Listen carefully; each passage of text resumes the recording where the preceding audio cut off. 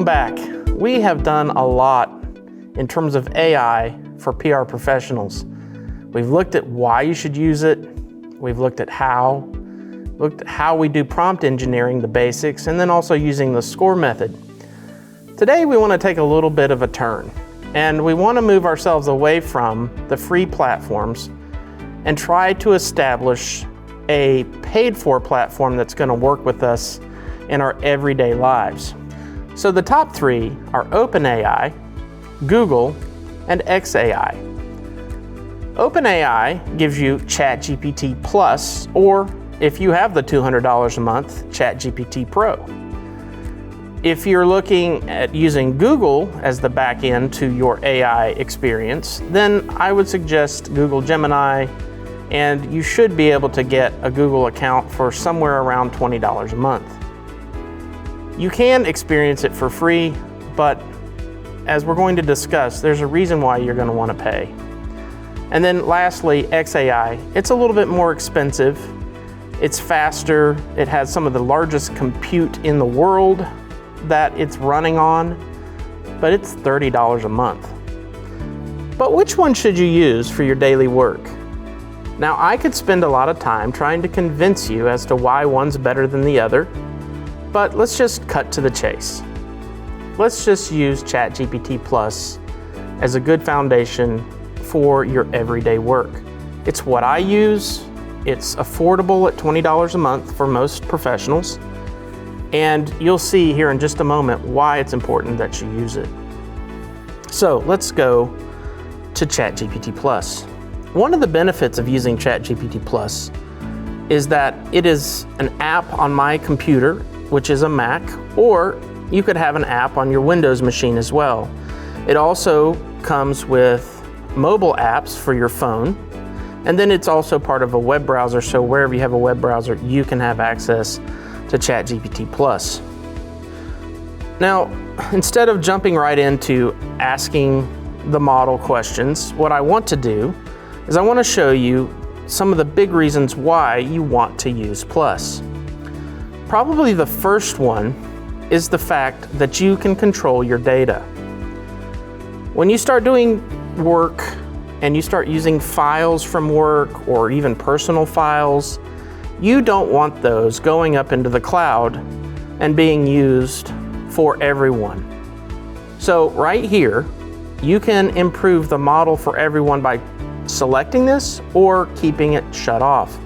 As you can see, I have mine shut off. I don't include any of my audio recordings, and I don't include any of my video recordings. So I can also archive my chats through this, but you can also export your data. Let's go back. The other really important piece that they provide for you is the ability to personalize your experience with ChatGPT Plus. So I have it turned on right now, and I also have it saving memories. Well, you may be saying, well, what does that do? Well, I'm glad you asked.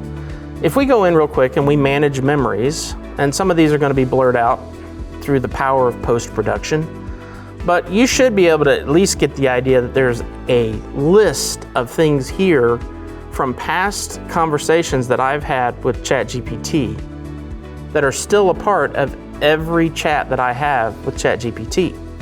And if I don't want something being there, I can just delete it. So I've probably got one down here that I want to delete, which is my planning a trip to the San Juan Islands. I really don't need that in all of my interactions with ChatGPT, so I'm going to delete it. So just that easily, I have now refined a model that is personal to me with lots of saved memories from different chats that I've had over the past year, maybe even 2 years, which is extremely powerful in refining ChatGPT to yourself as you keep working. So the more you work with it, the more powerful it can become, but you can also go and change it and have it work for you the way you want it to by deleting those memories out.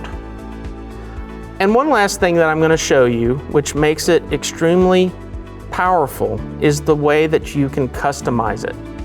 So you can customize your ChatGPT experience beyond just the personalization. And this is one of the more powerful ones in terms of giving it instructions. So you can tell it what you want it to call you by putting in your name. I could, if I wanted to, I could tell it to call me Dr. Rob McDole. I could tell it that I am a academic professional with a PhD in higher education. And then I can tell it what traits it should have that I want it to respond with. Right now I just say respond like a PhD in the content area. So you can list a whole lot of different things here to box in ChatGPT and how you would like it to respond to you. As you can see, there's things like, chatty, witty. If you want it to respond to you in a Gen Z manner, you could do that. Maybe in a skeptical manner, depending on what you're trying to accomplish. There are different kinds of moods, if you will, or biases that you can actually tell it to have. And that can be very, very powerful for you when you start interacting with ChatGPT. The other one that's probably the most important is what you tell it to do. And this is kind of the instruction set, if you will. The standardized instruction set all the time. And so one of the things that I use is I tell it that it needs to preference every response to me with my best guess. The reason I use that is from a paper that I read nigh on 2 years ago. It's hard to believe it's been that long. That said the models gave better responses when you told them to preface their statements with my best guess. So that's why I have that there. So there are other things that I'm going to show you in later videos. We're going to look at how can you make your own ChatGPT with ChatGPT Plus, which is even more powerful. We're also going to look at how you can create projects where you can start organizing some of your chats and then have multiple ways of moving in and out of these different personas that you may have on a day-to-day basis.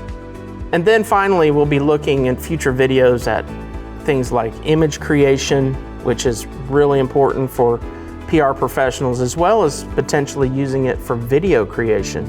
We'll look at Sora, and I'll show you and demo that for you as well. Now, I know that there are lots of these videos on the web where you could go and you could learn all about these things. Hopefully, we're going to narrow in on things that are going to be just specific to PR. So stay tuned.